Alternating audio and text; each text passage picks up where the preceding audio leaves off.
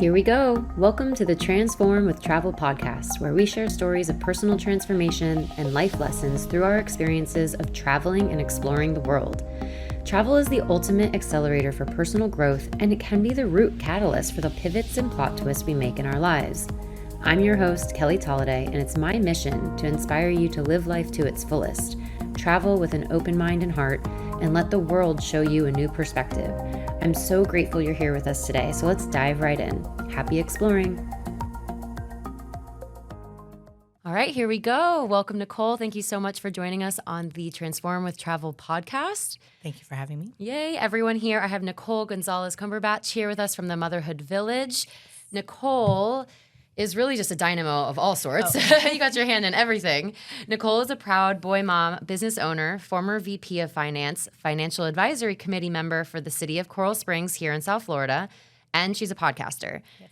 You founded the Motherhood Village in 2021, and her mission is to empower mothers to thrive in their roles by providing a platform for expert-led discussions and meaningful events that prioritize mental wellness and overall well-being. Most importantly, to foster a community where mothers can find the support and inspiration they need to lead fulfilling lives. Yes.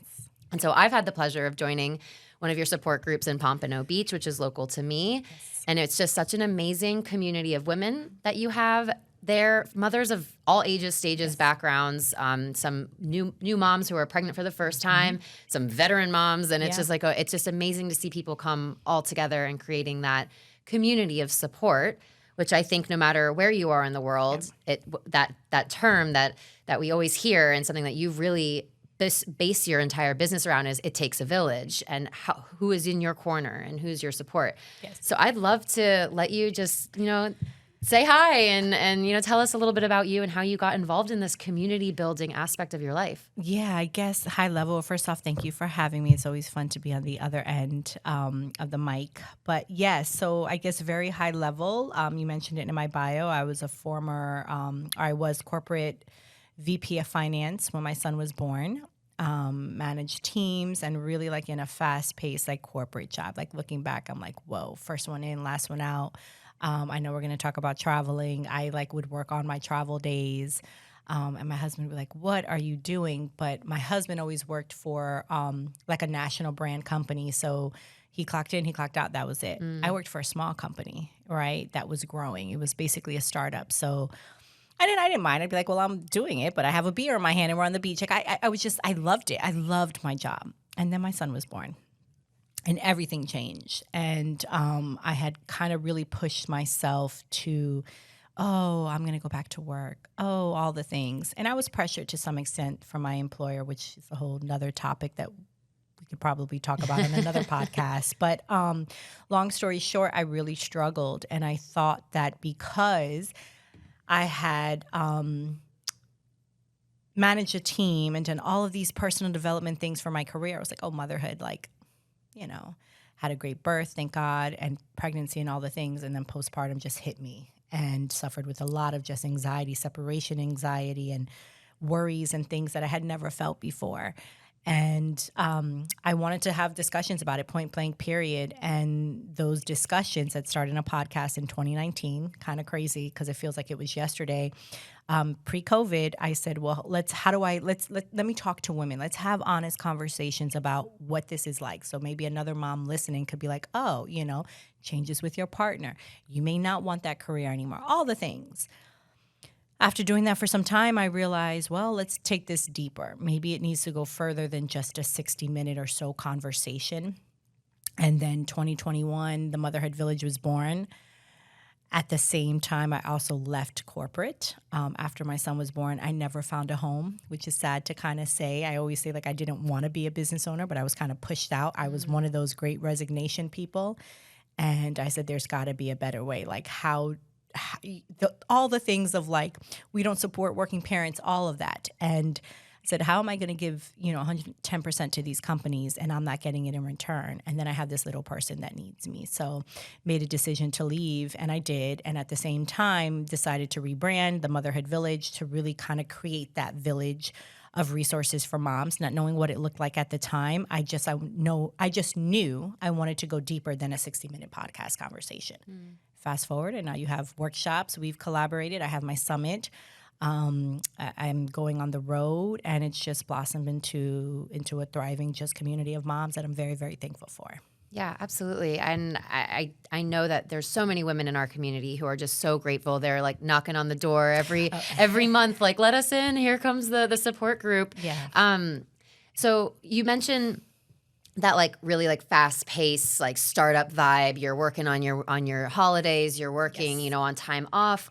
How was that transition for you going from that go, go, go, you're in control of your time, you're in control of the energy output, to then becoming a mom, and there's a little person who dictates what life is like for you now? I think that was part of the anxiety. A lot of the women, and maybe even in the work that you do aside from traveling and all the things, but I know like with the Mindful Mamas Club that you do, and the meditation and the journaling and the yoga, a lot of the women I've talked to on my podcast that kind of suffered not the depression, but the anxiety aspect came from a corporate background. Mm-hmm. A lot of us, the type A, the this. And I think there was a correlation because, I mean, everything was so high strung. I literally came from two entrepreneurial owners at the time that didn't just own this one company. They owned several companies. They were very entrepreneurial. And my little accounting department had to take care of all of that. So it was a lot, and after having my child, I'm like, how is this one little person adding to that, and through a lot of prayer, a lot of communication with my husband, friends, and then truthfully, my podcast, like I just started learning like, oh, I'm not alone. Oh, this is normal. But then also saying, but it shouldn't be normal. We should have safe spaces for moms. Mm-hmm. And then hence the problem solving to create the village. But yeah, I saw a lot of correlation between corporate women and who had struggled a lot with the anxiety. And maybe there is something there. Obviously, I don't know if there's been any work. I haven't looked into it like statistically, but from the conversations I've had, definitely been a thing between the two. Yeah, absolutely. And for me, that rings true as well. I think what happens is I've done a lot of work in women's wellness yoga therapy, and especially in the pre and postnatal space. And in a lot of other cultures around the world, there is this kind of breathing space before the baby's born. At least 2 weeks, maybe 3, maybe even 4 weeks. You either stop your work, you start to slow down, you're paring back, and you're letting your nervous system regulate to a slower pace of life in the lead up to the baby being born. Whereas there's us corporate America women being like working the day until you get into labor, doing emails in the hospital, baby's born, and then boom, you're moving at a glacial space, and your nervous system, your body, your mind wasn't prepared for that. And I do think it would be really interesting to check out some studies to see, like you said, statistically what that looks like professionally into postpartum. It's so true. And it's funny, the last couple of guests on my podcast, we talked about the nervous system, and I never put that correlation, how you're absolutely right. Like our nerve is everything. And I probably was in a lot of fight or flight unknowingly, because like I said, everything, I needed it everything was a fire. Everything was 2 days ago. And I thrived in it as a single woman who could just come home and whatever. But now I'm breastfeeding, doing all of the things. To couple that together, it was like a makeshift bomb ready to go off. An explosion. Sure. Yeah, absolutely. I 100% can relate to that. Yeah. I had a very similar experience, which is I think why when you do have such a background in getting stuff done and being able to be ambitious, but then also having such a eye-opening experience through your postpartum period. That's why I see a lot of women who are doing such amazing work in the motherhood community. When you're able to take the lessons that you learned from that postpartum experience, but then use your strengths from your corporate background, you're able to build such an amazing resource for women. So in your experience of now hosting, over 150 episodes or something crazy? Think, yeah, 150. Congratulations, by the way. That's amazing. Yeah. Speaking to experts and leaders from all over the country, all over South Florida, running support groups where you have different leaders in different industries come in and lead those support groups. You've run a summit now. This is your second one now this year coming up. Yeah. Or I guess when this is aired, it'll have left, but you can it'll have already happened, but you can get ready for next year's. Yes, absolutely. You have heard from so many experts in so many different fields and ways to support moms. In your experience of what has helped you and what has now you've heard probably anecdotally from hundreds of women, what do you think is some of the most powerful resources that women or moms don't know that are available to them? Oh, that's a great, beautiful question, because I think I'm still untapping that, which is crazy. and you don't know what you don't know. I think education is the foundation to everything, and it starts from before you want to get pregnant. I remember getting off birth control early because I just instinctively knew. I've been on birth control since I'm 16. I think I had turned 30, and I'm like, I should probably get off. So my body, like, I just knew, come to find out, yeah, you probably, all the things. So education is key. So goodness, where can I start? I would say number one, because I just believe in mental health, I think everyone should see a therapist. I actually spoke with a woman not too long ago. She was a licensed mental health counselor. I had asked her, I was like, can you prepare for postpartum? Is there a thing? And she said, absolutely. She was like, go to a therapist, untap those things, because I think one of the biggest things that comes later on, especially as your children get older and they talk back and, you're trying to understand where their large emotions come from, you get triggered. And that is very real. So definitely see a counselor, even, just kind of talk it out. You don't know the traumas that, you might have. So that would be one. Two, surround yourself with women. I would say, obviously, having that village, and that village can be, if you may not have your mom or grandparents near you, don't let that deter you. Seek it out. I know there's Peanut, I think, and I don't necessarily want to give them everyone's like the ads and stuff, but I hear actually a couple of moms have found each other from my support group, and they were like, oh, you were on the Peanut app. So I hear Peanut is great. Facebook groups, not so much. I tend to stay away. But yeah, join, if you go to a church, seek out your girlfriends, like just try your child's preschool, I think, is another big way. Maybe go to the school. If they don't have maybe a parents' night out, maybe suggest that, hey, maybe there's a get together that the parents can have. If your child is not in school, when you take a yoga class, like just try and seek it out. I would say get out the house. That's a big one, especially when the baby comes. I remember I could not. I tried, and it was just like literally the anxiety was crazy. But if you can and you don't have that, definitely go out the house, go for a walk, and just try and keep yourself active. But truthfully, one of the biggest things is to start with your mental health. Talk to someone. You don't know what will unpack from that. And then I think from there, then you can kind of figure out and start investing I will end it with this. Start investing. Obviously, we said mental health by seeing a therapist. And I know they say the baby books. I wouldn't necessarily read the baby books that are like, oh, at 6 months, the baby's this. Not necessarily. And you can, but definitely after the child's born. I think one of the biggest things that happens is we prepare for an education. We get our master's. We both come from corporate, we take all the certifications, all the things. But then when we have a child, it's like, okay, we read the books of what our body will happen during pregnancy, which a lot of times even the books can't explain all the things that can happen. And then baby comes and that's gone, right?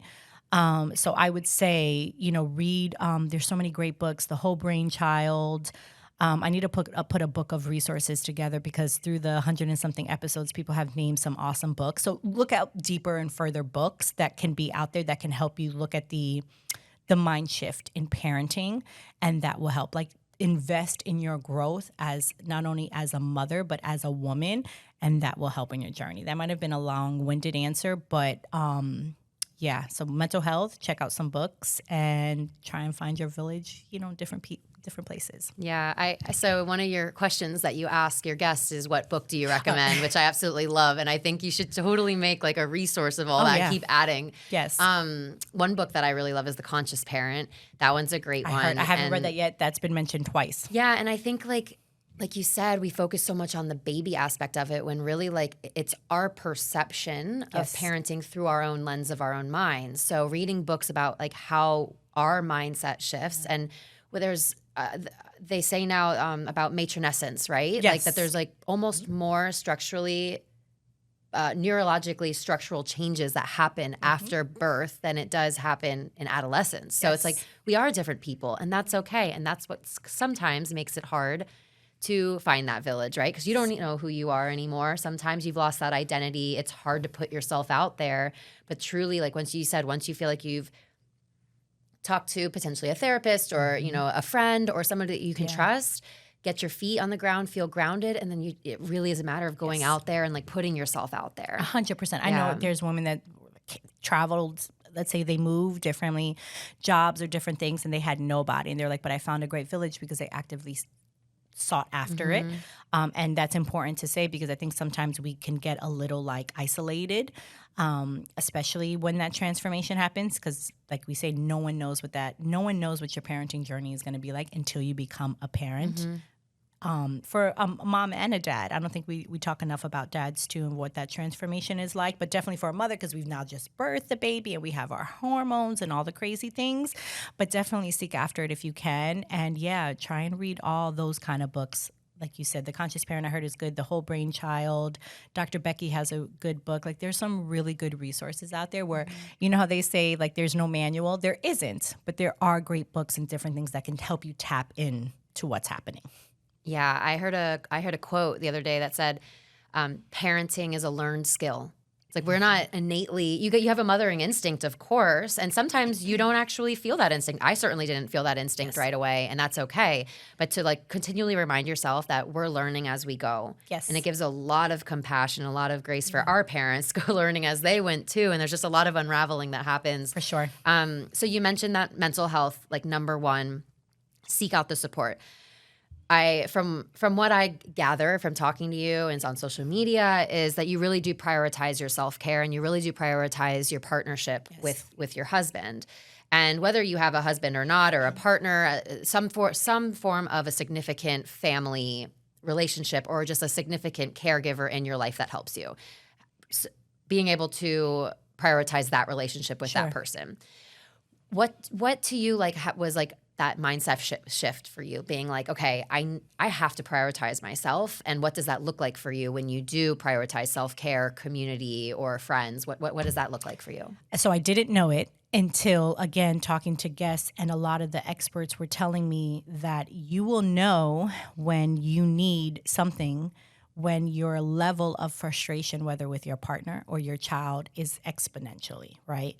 And we kind of know that because we can kind of know it if we snap at our partner pre-kids and be like, oh, well, I'm a little stressed. But I don't know. It's something that happens with children. I guess it's the mom brain where we don't put the two and two together. So very quickly learned that, oh, I'm snapping because of this. I've been very fortunate. I have a lot of self-awareness on many different levels, for better or for worse.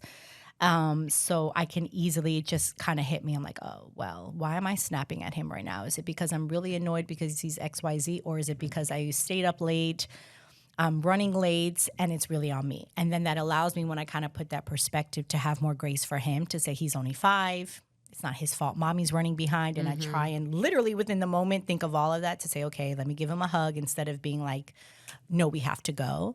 So instinctively, after talking to some experts, that kind of kept putting into my mind like, oh, okay, it's I'm missing something.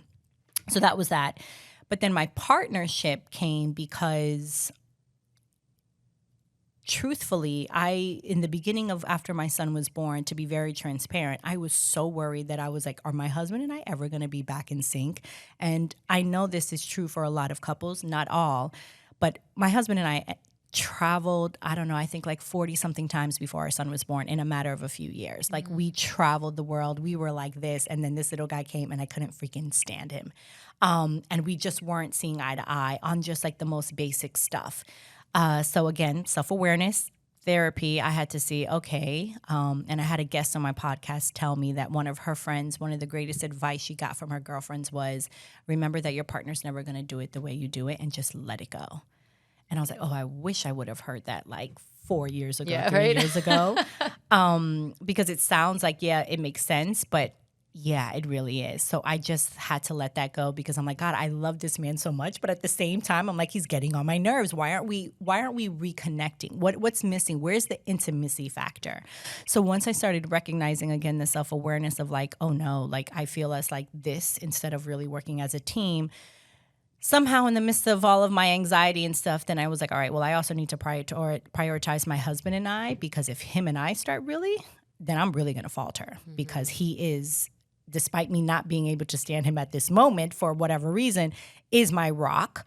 and my support system. So I had to like bring it back. We had to start traveling again. I had to learn to kind of like bring the grandparents in and really utilize the village that we had so that we could reconnect. And most importantly, be honest with him and saying, these are my unmet needs. I feel this way when you do this. How do we bring it back? And truthfully, it took a while for us to kind of get back to that.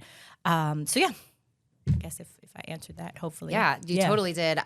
So it sounds like to me that travel was a really big part of your relationship pre-kids, and that it actually seems like it was a part of you guys coming back together. Can you talk a little bit about like life, like traveling pre-kids, pre-COVID? So you had your son pre-COVID, so you traveled with each other pre-kids. You had your son. You traveled a little bit with him, then COVID hit and things went crazy. So like, can you just tell me a little bit about like that journey of like what that meant for you guys as a relationship when you were first starting to date, and like how that really was to like bring, it was almost like the catalyst to your own healing in your relationship? Sure. Well, when my husband and I first started dating, he had looked at me, he's like, listen, I travel. With or without you, babe, like I travel. And I'd laugh and I was like, okay. He's like, no, like if you can't afford a ticket, if you can't come, this was like early on when we were not sharing anything. He's like, I'm gone. I'm like, okay. And then I remember the first time I don't think I could get the time off, and he went to New York to visit some family and friends. And I was like, oh, like you really, he's like, look, every few months, like this is what I do. And my husband has a lot of family everywhere. So I want to preface with that because I had thought I traveled the few times I went like on family trips, but my husband, like, I don't even know how many countries he's been to. So he really implemented that for me, which is why it was a catalyst to healing, because that is his healing process. He works a really demanding corporate job. He's was an engineer, now software developer. So every few months I even after us dating could feel like, oh, he needs an outlet. We need to go somewhere. So I guess to kind of talk about like the different stages. Yeah. I mean, we saw the world together, and I'm sure you can attest to this. Like, well, maybe not in the sense of, I think traveling could either bring you closer or you realize that you're not, because we've been on trips with friends that we were like never again. I've been there too. I get it. And then there's some people that it just meshes well. And my husband and I, from day one, I remember he was kind of testing me too with our trip to Atlanta. And I remember we were just driving down the road and I instinctively knew, and I'm like, I could do this for the rest of my life. Like it was just like we just synced up. And that's kind of how traveling was for us. So when little guy came, we knew immediately we wanted to travel as well. We also kind of toyed with the fact that he would probably be an only child. So we said, okay, or I said if he is, well, you have family everywhere, then we're going to have him see the world. Like we're going to take him everywhere as much as we can. He's going to know he has family, and that, I just had this thing of like an only child thinking like maybe like they don't have family. So I was like, he's got to know like there's somewhere for, like he could go anywhere and he has someone. And that's what we did. So for the first 2 years, goodness, he had went to Trinidad, Canada. We visited family in Washington, D.C. Like, I think he had stamps on his passport a couple times. We got him global entry. Like, we did all the things. And then COVID came, and we were stuck. And then truthfully, we haven't even gotten back into how we actually used to travel pretty frequently. We used to do probably 3 or 4 trips a year. Now it's maybe 2 or 3, maybe 2 big ones. And yeah, I mean, as a family, it's just, I think the same thing is there. It's just a connection. There's something about traveling. You're going to a new place. You're trying new food. And, my husband and I have a great balance because he has zero structure to his traveling. The A-type. But it's good because I don't necessarily need to have an itinerary, but I do like to know, okay, if we're going, Washington, D.C., well, what are some good museums we can throw in the day? Where my husband's like, he'll just go with the wind. So we kind of bridge the two, but we love to eat, try all the restaurants, go off the beaten path, and that's what we hope to continue to do for our son. We took him to Hawaii last year. So yeah, he's done some pretty big trips with us already, and I mean, I don't know, the appreciation factor I think will come later with children, but I can say this, if anyone out there hasn't taken your kids or you're afraid, will they remember? Is it worth it? He still talks about a trip we went to Georgia like a couple years ago. We stayed in the mountains. He's like, I want to go back to Georgia. So there is something there, I think, with our children, and you hope that over time, there'll be a small thing that they might remember. And the pictures help. I think when they see that, like, it's just awesome. So I hope to continue to travel with him, and we will. But yeah, pre-COVID, pre-kids, we were out. And then, you have a family and you go with it. But we still try and include him. We definitely didn't want him to hinder us traveling, other than, of course, cost would play a factor. Like, okay, is it worth him coming? But we might not be able to try to travel all the time, my husband and I, but if we can't, we definitely try and do staycations together to reconnect. Yeah. So I definitely want to touch on the staycation thing in a second, but I would love, you mentioned about your husband really opening up the world for you and how it is a part of his de-stress. It's a part of his way to be able to just get rid of, deal with some anxiety, traveling just for some people is their healing, right? Yes. So then COVID hits and you're stuck. What was that like for you guys as a relationship, and like for him to be able to kind of manage that feeling of, I'm here and I can't go anywhere and I can't see family and, Sure. Actually, it wasn't as bad as I thought. It really wasn't. Like, I remember we looked at each other and I don't know if other couples did this, and we're like, oh, I guess we really like you. Like, we were cool in our pod. Thankfully, we had a pool. We walked around the neighborhood. Let's see, everything closed March. Maybe like 4 months later, we were already in Sarasota. But you remember at that time, like, we kind of knew, okay, it was bad, but it wasn't as bad. So we booked, like, I think that August, we did a small thing where we're like, all right, if you can't travel, then we'll do a small staycation, kind of stay to ourselves. And that's what we did. So I guess we still did. We still kind of did a staycation, but even after, like, because my husband likes to do international travel. That's like his jam through and through. It hasn't been as bad. It has, even still, because international? Well, he's been to Africa a couple times since. But I think it comes with age. Like, he knew like, once having kids, like, he's like, all right, we're not going to be traveling as much. Yeah, it's going to slow down a little bit. Exactly. I think what he gets out of traveling, and tell me if it's the same for you, because I know that's a big thing that you love to do as well. He loves connecting with people. He's such an introvert. But there's something about traveling. And I remember when we first started dating and my own, like, healing journey of this, I'm like, why does he talk to everybody? And this random chick at the, like, what is he doing? And I used to be like, what? And then over time I realized, I'm like, no, that just is, it could be an old man, it could be a young woman, it could be whoever. Like, he just loves talking and connecting with people. And we have met some amazing people on our travels. Some people that we're Facebook friends with that I know that if I went back to XYZ, we would connect with. So I think that's what he really loves it for, is because of that, is the connections. And truly, like, you can get that connection whether you're doing a staycation down in Hollywood, Florida, or you're going to Botswana on a safari. And that's what's been the really cool thing about starting this podcast, was I haven't had to reach out to any strangers or, anything to, like, do the podcast, because I just have friends all over the world. And I'm like, hey guys, in Australia, in New Zealand, in Indonesia, in the UK. And it's just like you said, if I said, hey, I'm going to be in Bali in October, can I sleep at your house? And I would be like, this one person that I met diving once, 10 years ago, I'd be like, yes, absolutely. And same thing when people come and stay here. Like, you always have a room here. Come stay with us, which is the coolest part. Yeah, and I don't know why that is, because you would think, like, isn't it crazy? Because, like, we can meet a stranger here and be maybe a little, like, guarded. Yeah. But it's something like when you're on vacation, I don't know if it's like your true spirit comes out because you've, like, you're just, like, gone and you just attract that. But there is something to that, because we might meet someone here and be like, okay, yeah, whatever, and might see you 10 times and not think that. But this one person that you said met on a diving expedition on a boat and be like, oh, come stay. And you're like, sure. Exactly. I know. I really do think there's something too, like you said, your highest self when you're traveling for specific people. For some people, traveling can feel very, anxious and overwhelming. That's true. Definitely for me and my husband, we're at our absolute best when we're traveling. And so my husband's the exact same. Like, every couple weeks, he's like, all right, I need to make sure I have a trip to look forward to in a little bit. And that's something that we do. That's like investing in our relationship. So we do, once a year, we go away for at least 4 nights, 5 nights away from the girls. And it's getting a little harder as they get older, because they get sad when we leave. Yes.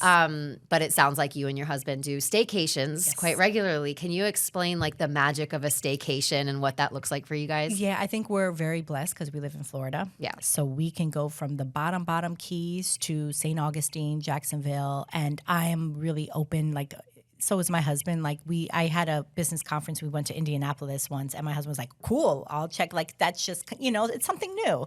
I think the magic of a staycation in South Florida is because we've been very thankful and lucky that a lot of the hotels here can make you feel like you're in a different world. And if you really go in with an open heart and an open mind to that, you can feel like you're somewhere else, even if you're down in Fort Lauderdale Beach. And that's kind of how we take it. It's like, yeah, let's have a couple nights of just us. It's so funny because our last couple trips, I mean, we used to be like those like late nights, let's check out all the bars, have a drink or two. Now, no. We were in Antigua recently, and we had my mother-in-law, so we're like, yes, Jace can go to sleep. No, we did not go out one time that whole trip. It's different, right? You get older, but it's still we enjoyed, we went cliff hiking on the cliffs and the beach. So of course the sun rocks you, but we were like, oh, such different times. Yeah. So a staycation recently that we did, we kind of stayed in the hotel, ordered room service, and but I think Florida, we're very fortunate, so it's a little unfair. I think because other people could be like, oh, they can't, they might not be able to, but even still, even if it's just into the city, let's say you live in the suburbs and you go into the city, I think if you go in with an open mind, eat at a restaurant you've never been to, kind of have like yourself catered to that way, I think it'd feel like you're in New York City or somewhere else for sure. Exactly. It's like encapsulating that feeling of travel, even if you're not even staying overnight somewhere. It's like trying just even a new restaurant. I will give one tip too. There was a woman, we took the Brightline train and we took it up to Palm Beach. And we were coming back from Palm Beach to the Fort Lauderdale train station. And she said every time she travels, she takes the Brightline to Fort Lauderdale. She's like, I don't have my husband or anyone take me. She's like, because it's the start of my trip. And I was like, oh, I love that. She was like, because I get catered to. I take the VIP. I have my drink. So going back to that point, it's like, I don't know, maybe there's a train or something that you can take and start so that as if you're mentally preparing to go somewhere. And she said when she even stays in hotels down in Fort Lauderdale as well, which is only, a 45-minute drive, maybe an hour, if that. Same thing. They take the Brightline and they kind of make it like as if they're starting the trip early. I love that. That's like really cool way to just enhance the trip there. I feel the same way about things changing. Like me and my husband, we were in Southeast Asia in our early 20s and we were at the full moon parties. We're doing the pub crawls. We met in a pub crawl in Ireland. And now we did a staycation in Fort Lauderdale for my birthday in August of this year. And it was like 4 p.m. at the hotel. We're hearing the whole party down at the pool, and we're looking down there, and we're like, ooh, I think we're just going to read a book and close the curtains and, like, sit in silence. Yes. And that's just what it is now. But, like, that's a beautiful escape for us, Absolutely. Because, life with kids is crazy, and it's beautiful and crazy, but just to have, like, a quiet night away is awesome because – you know what it's like to travel with your son, especially in those early days. You said between 0 and 2, he was really traveling all over the place. Yeah, and I would say to parents, because I know you mentioned the anxiety thing, and that's really good to talk about. Anyone listening to this, listen, if you do have little ones, I get it, but I'm sure you can attest to this too. A lot of things, especially in parenthood, motherhood, seems so fearful and daunting if it's never happened before, which makes sense. You've never done X, Y, Z. What kind of gets me back into like center is I'll be like, all right, well, I'm not the first one to travel with my child, and no one has like ever, think of like the worst possible thing. Like, okay, we're just traveling. Like I try and center it. I also try and center and say our parents had much, much less and sometimes zero resources and made through. So I kind of put things in that perspective. And I had a girlfriend who took her sons to Paris recently, and this came up because she's like, I have so much anxiety. And I was like, listen, I've taken little guy. And she's like, yes, but I have 2. And her little one is like the true, like second one, wild, where my little guy is very fortunate. He nursed the whole way, slept. Yes, right? She was like, but we made it. She was like, I brought all the snacks. I said, girl, you make it. No one threw you off the airplane. Like, like you just make it and you get through it. So she's like, oh, I did it and we can do it again. I said, exactly. So anyone listening, I know it can seem daunting as all things new can be, but it's worth it. And just pack all the snacks and all the things, which I'm sure you'll have resources or things for like parents traveling because you shared some stuff. That's all you can do. And just be open mind. I think as long as you're good and try and like center yourself, the kids kind of follow as well. Absolutely. I actually really appreciate that point because like I didn't just magically know how to travel with a 10-month-old or a 3-year-old. Like, and half the time, like I always tell my friends, I'm like, expect the worst, not to like stop you from doing it, but just like set the bar really low and then just like arrive and be like, okay, we did it. Because parenting is hard whether you're at home or whether you're abroad. It's more convenient at home. I've said this before on the podcast. It's more convenient at home because all your comfort, things are at home. Your favorite parks, you know how to deal. Might as well parent with a view. It's hard no matter where you are. So just go explore the world and flying is hard for adults. It's hard for little ones. You just got to get there and then realize, okay, I survived this. And I always tell myself this with each trip we take. The girls get a little older and a little older and a little older. And so every trip I'm like, this is the hardest it's going to be. And I survived this. And then the next trip, this is the hardest it's going to be. And then I survived this. And of course, every stage, every age has its own challenge. But in terms of flying and keeping kids occupied, it gets easier and easier as they get older. So 100%. And I did a post on this recently when we came back from Antigua too, where I was just like, listen, and have the grace and let go of any of the expectations that the bedtime's going to go okay. I remember my husband and I did take one trip. I think it was to North Carolina. We rented out a cabin with the family, and I was still my type A, like bedtime. And I remember getting annoyed at my husband because I was like, why doesn't he care? And he's like, we're on vacation. I'm like, I know, but he needs sleep. He's like, no, he will sleep when he's tired. He's like, we're on vacation. Why are you doing this to yourself? Because he was like going to the bar with his brother, and I was like, I can't go because I'm putting him to sleep. He was like, that's on you. Leave him with my mom.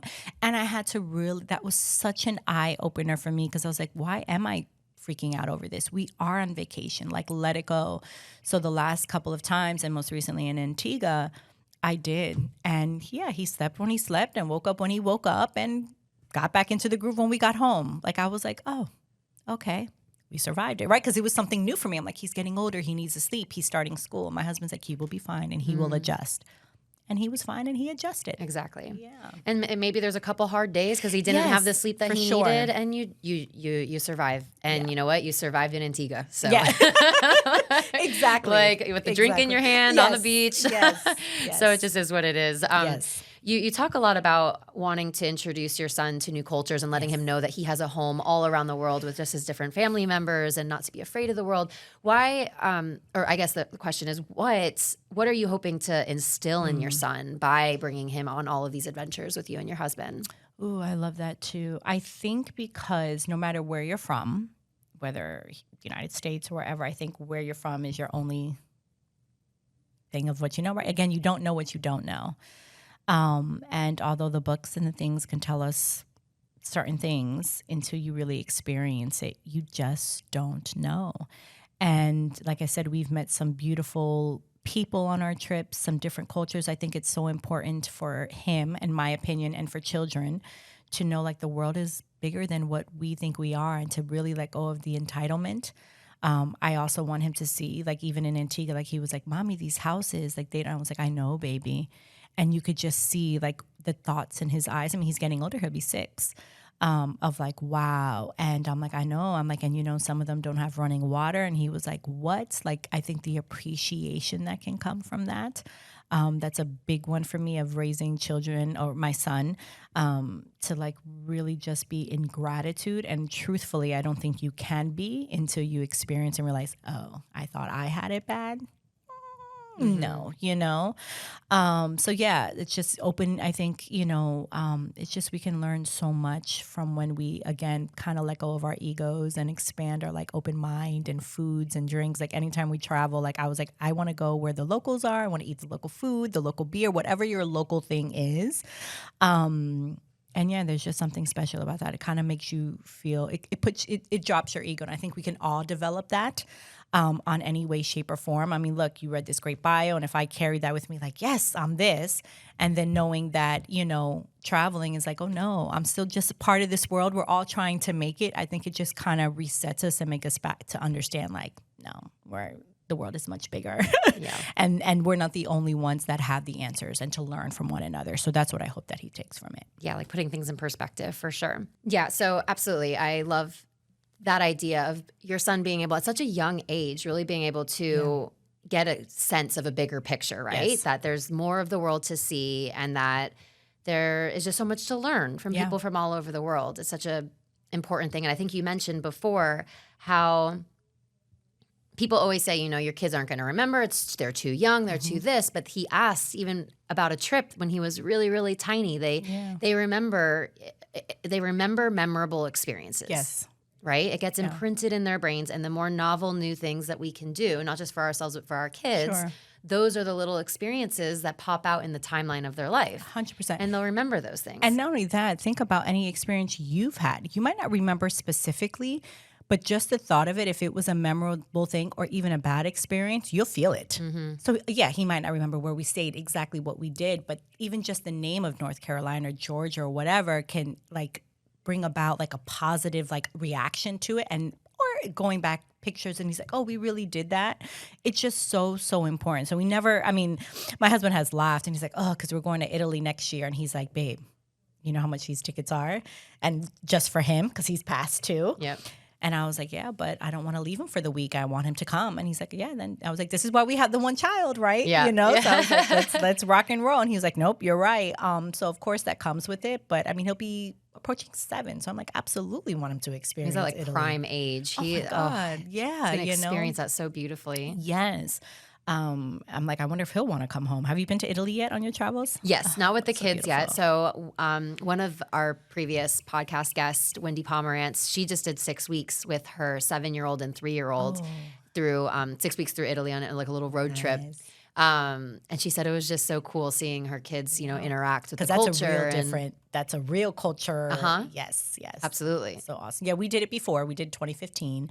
And immediately when I left Italy, I said, I need to, one day we will have a property there, the most magical place. I loved it. I mean, I'm Italian, so I'm kind of biased. But we're going to Sicily this time around. So I'm amazing. excited. Is your family from Sicily? Yeah. Oh, wow. Yeah, from a small town. Geez, my mom, starts with a T. It's slipping me now. But yeah, from a little small town. I don't know if even I have any family still alive. Rubiano's the maiden name, so we're going to go check. I think my mom is coming and my dad. So yeah, it'll be awesome. But yeah, I told my husband, I was like, we're bringing him. Like, he'll be 7. Like, that's prime time. We're making pizza and like adding things. I think that's another thing when you're traveling with children is trying to find experiences though too. Like, you can't expect them to go to like a million museums and they're going to be like, you also have to, again, set your expectations and the bar low. Yeah. I think Ryan Gosling was talking about that. Like, he took his daughter to the Louvre in Paris and she was like, this is boring. And, you know, and I'm like, But it is. Like, you can say, what do you mean? She won't recognize it now. Maybe in pictures, she might say, wow, we actually saw that. But I'm like, yeah, like, set your expectations low with the kids. But they'll still find wonder in just, I think, even seeing what it is. Yeah. Maybe even if they're not really understanding the impact it is, they'll still have some wonder. Yeah. Totally. You've mentioned a couple times pictures and your son looking back at pictures and be like, oh, Georgia. Oh, North Carolina. Oh, next year, Italy. How important is that for you to be able to like show him those memories, and would you recommend that for parents, like to be able to remind their kids of their experiences? For sure. Actually, I did it for us too, because I'm like, everything is in our phone. And I was like, what happens to photo albums? I am not the mom that does like the Pinterest photo albums for all the things. But what I started doing, and I did it last year and I'm going to do it this year, is I printed photo books from, I think, Shutterfly, and literally kind of did a timeline and picked out the most important things throughout the year, including our travels. Yeah. So he has a book that we can even go through. So I kind of keep it on the coffee table. And it says, I think it's 2020, 2021, because obviously 2020 we didn't have as much going on. So I was able to put the 2. And then I'll have one... oh, goodness, did I do 2022? Yeah, I did do 2022, and then I'll have the one for this year for 2023. So, yeah, I think it's important. I think it's important for us to remember, too, because I think, again, perspective, especially as I'm getting older, like we're always looking for the next best thing, especially as entrepreneurs, business owners. I know you and I do events. It's always like, what's next? And sometimes we kind of lose sight of the moments. And I want to just remember that. And I'm like, goodness, there's no more. Truly, one of the biggest things was like, you don't see the photo albums anymore. Everything is like electrical, digital. And yeah, so I started printing out the books, and that's been awesome. So you'll see him kind of go through, and he's like, where was this again? Yeah. So it's like almost like yearbooks for yourself, which is really 100%, cool. yes. I showed Layla, she turned 3, my oldest turned 3 a couple weeks ago, and I was showing her, I made an album of her first year. So even just like all the iPhone photos, and I'll do it for Indy, who's my youngest, who's turning 1 soon. And I was showing Layla pictures I was like, this was you as a baby. She's like, that's not me. I'm not a baby. And like, she like was like trying to like reconcile the fact that like she's growing. And so that's been on my list of things to do, is go back and make photo albums for each of our major trips, because kids, they remember through photos. They remember 100%. through like revisiting those experiences again. Yes. And so it's such a simple way Yeah. of bringing those to life. And like you said, we've got 20,000 photos on our phone. We are never going back and looking at them. You're never going to do that. It's just taking up space. You're getting anxiety because you see all the things. I know for me, I know iPhone users, you guys always find your photo from like 20 years ago. I can never. I'm Android and I'm like, I can't. Like, I need to print them out and then either delete them or whatever. But yeah, like we just don't see them anymore. And I think that nostalgia of going back, reflecting, I think is just something awesome to have. But yeah, I love that. Yeah, it's a yearbook. It's a yearbook of what the year was like. Yeah, it's amazing. Yeah. So you have a lot going on, right? You've got your community building, motherhood resource business, podcast, your marriage, your son, your family, I guess, as an entity. You've got self-care, which you've stated is so important to you, your own mental health. You've got travel, which is a part of that really mental health resource for yourself, as well as building adventure with your own family. On top of that, just business and, running a household. So there's a lot going on. What has that been like for you, kind of learning your capacity or your threshold of learning, okay, when to throttle back and when to push forward? Because I think that's such a tricky, I dare I say the word balance, but it is such a tricky balance to kind of learn when we can dive really deep into our business, when we need to throttle back and focus on our family.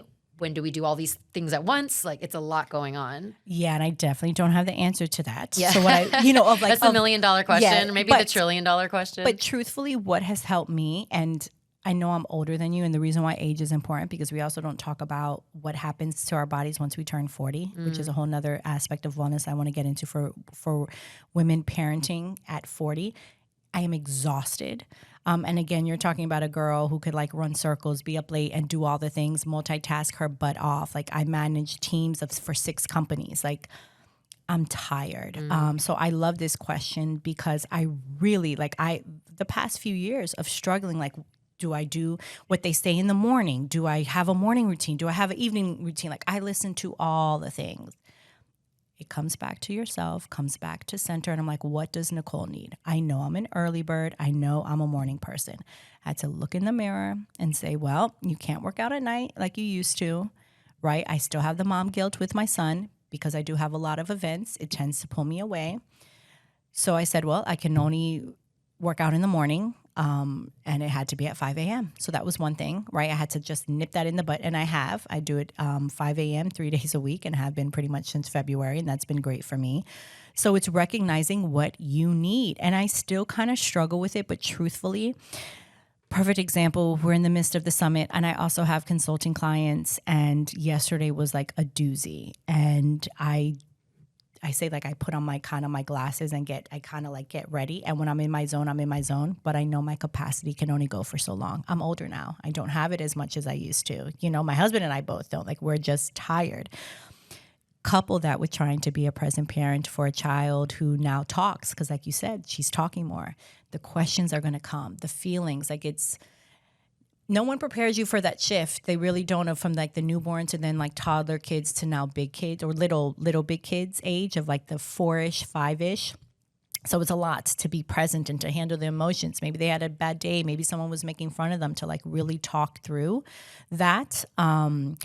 So I just try and I know what my capacity is, and I'll tell myself, all right, Nicole, like today you can stay up to 1 a.m., but tomorrow you're going to sleep in. So I text my coach this morning. I'm like, I'm not making it. Like I had to just, I'll do a makeup thing. Like instead of pushing, like maybe I would have done even at your age or back or even younger, or maybe even just last year, I've been like, oh, I can push through it. I can no longer push through. I just cannot. And I have learned to kind of really set those boundaries to say no and not feeling sorry. I was supposed to go to a birthday party this Saturday, and my text to them was literally, I am so sorry I RSVP'd yes. I put too much on my calendar for this. I am not going to be able to make it. And she was like, no problem. You have to just set those boundaries and recognize when you need it. And I knew I just couldn't. I said, if I go to a birthday party, like what am I doing to myself? And I'm just trying to stay true to that. That's a big one for me. Yeah. I really love that question. What does Nicole need right now? Because what Yes. Nicole needs right now might be different to what Nicole needs tomorrow and what Nicole needs the next day. And like Correct. asking yourself daily, like, Yes. does Nicole need a workout? Okay, let's do it. Does she need some rest? Does she need to actually just like put the blinders on and work so she gets that to-do list through? Because sometimes that causes anxiety. Exactly. Yeah. Oh, yeah. I was talking to someone about that. I was like, I remember I kept seeing this laundry basket. I'm like, if I don't do this laundry basket, like I'm going to fall over. So I said, okay, put my work to the side, do the laundry basket, and I watched TV and I did the laundry basket. I think that's so key. You have to find out what you need in that moment. And that for me has helped instead of me trying to plan and say, well, I'm going to schedule this. No, my workouts are scheduled and might be some other things, but for the most part, it's day to day, girl. It's like, listen, you need to stay up till midnight because you have a project due, and that just is what it is. But then I know I'm going to stay in late and I might cancel some things I have the next day, and I'm going to be okay with that.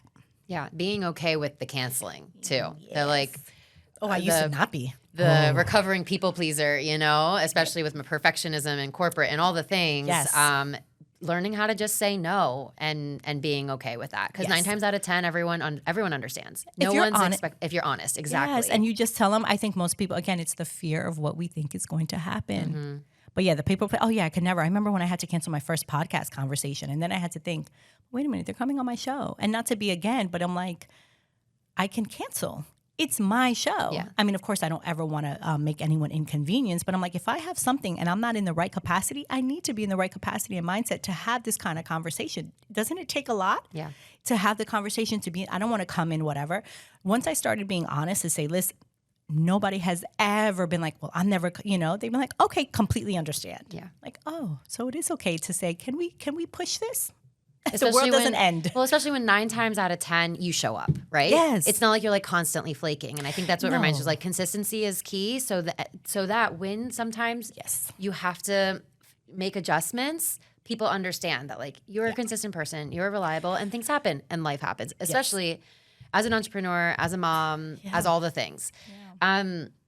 So I'd love to just kind of like wrap up a little bit, but by ending with like what you've learned about yourself, or kind of like circling back to the very beginning of like your business of the Motherhood Village and community building and being a resource for moms and just really being able to be that like connector for so many moms in South Florida. And really now, all over with your podcast and everything, it's massive. What have you really learned about yourself through this process of community building and through this process of running your business as being a mom? I guess a few things. One, that I can't do it all, right? I have to practice what I preach. I'm telling all these moms, like, reach out, go to your village. So for sure, communication is the most important thing. I think you don't know what you don't know. Perception is everything. So I'd rather be honest and direct than having someone perceive it's something else. And that's in business as well. I think a lot of times, again, that fear comes and we're thinking, again, what is their perception going to be? So I try and be as direct and honest as I can be and transparent. And I think what I've also learned is to kind of just enjoy the little things, and that time goes so fast. So with the business, you mentioned the balance too with the question, and I had a lady, I think at the market, at the fair that we were at, was like, oh, you're everywhere. She's like, are you even home at night? And I'm like, actually, I am. Again, like I have 3 support groups at night, and I try and justify, okay, where am I going to be at what time? But then I'll make it up to my son and say, okay, the next morning I'm going to sleep in, we're going to cuddle, I'm going to take you to school, I'm going to make pancakes. That has been a balance for me. And I will also say another thing I've learned is to be really, really, and how do I say this, strict with my time and knowing and doing a really, really good job of saying, is it worth going to, or really should I not go to?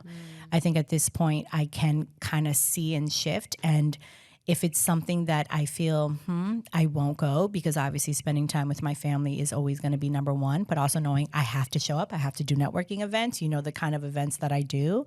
And just because you say you have this wonderful product or thing and you think, oh, everyone will come. No, you have to put in the work to get the word out, to build the relationships, because I'm all about relationship building.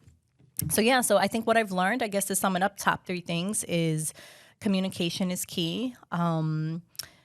to set kind of really the boundaries of different things and knowing where I'm going to spend my time, because my time is so critical. Time moves so fast. And to really just appreciate the small moments and not take things too seriously. Yeah. I've learned that in business and motherhood. Like, don't take things so seriously. And I have, and I'm still working on it. But to kind of like just let it flow. Yeah, I think those are like universal truths right there for sure. Yeah. So we always wrap up these episodes with these like rapid fire questions. Okay. I haven't shared with you before, so we'll see what pops up for you. Sure. And they're travel related. Love it. And I know we spoke a lot about how travel's been just so integral within your own healing, within your relationship, now with your son.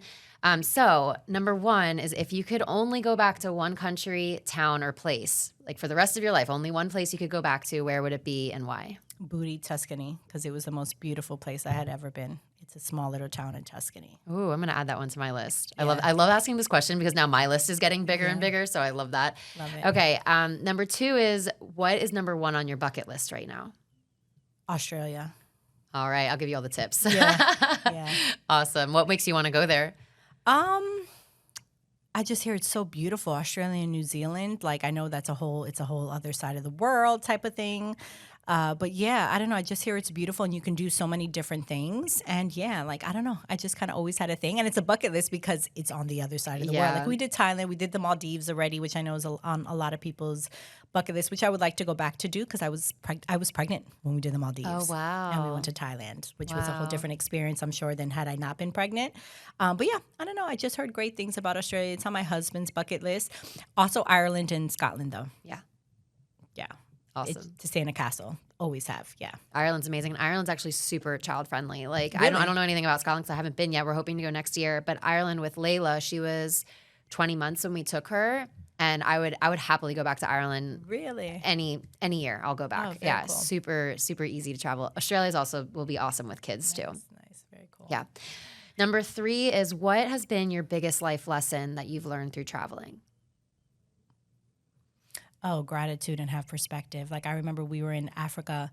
We had we were staying in this beautiful condo, but the water we couldn't drink. The power kept going out. We had no AC, but I was having a hell of a time. We had a wonderful time. So just staying in gratitude, for sure. Yeah. That's a great response. I think it's just so important to remember. Yeah, even without all of those things which we deem basic necessities, you're still open to the experience, for sure. And then the last one is, if you could give one piece of advice to an aspiring traveler, what would it be? Oh, one piece of advice to an aspiring traveler. Don't make the mistake that I did in the beginning, because I was very guarded. My husband, again, had to open up my eyes, and he's like, listen, babe, I'm from Brooklyn. Like, yeah, I don't trust anybody. He's like, everybody. He's like, but you just got to be open, man. He's like, and when you're open and you have that positive to be open, you attract, like the good people. And so don't make that mistake and just kind of go with an open heart, let it flow. Of course, be aware of all the things, we're adults here, where you should and shouldn't go, and be aware of your surroundings, but just be open to what the possibilities are, and just have that kind of like positivity, like, yeah, this is going to be a great trip. Amazing. Thank you so much. Yes, So I just want to thank you so much, Nicole, for joining us on the podcast today. I'd love for you to share how people can connect with you online, if anything's coming up that you want to share with your business. The summit, we are just a couple of weeks away from that, but I know when this airs, it'll be after. But I would just say themotherhoodvillage.com. You'll have all the information there on Instagram at, I think, the Motherhood Village 1, Facebook, Motherhood Village, TikTok, Motherhood Village. And you can connect with me on LinkedIn, too. I like to do that as well. I do have the corporate background, and I still do consulting. So that's under Nicole G. Cumberbatch on LinkedIn. Amazing. Yes. Thank you so much for joining, and I'm so excited for our listeners to hear your story. Thank you so much for having me, and continued blessings to you for love and light. Thank you. Thanks for tuning in to another episode of the Transform with Travel podcast. Don't forget to hit subscribe so you never miss an episode of inspiration, adventure, and exploration. If you felt inspired by this episode, please rate and review in whatever streaming app you're listening from. This allows us to spread the word even more and continue to serve up weekly doses of adventure. As always, we'd love if you could share the episode with someone in your life who you think will benefit from this conversation. Thanks so much for listening. This is your reminder to get out there and keep on exploring.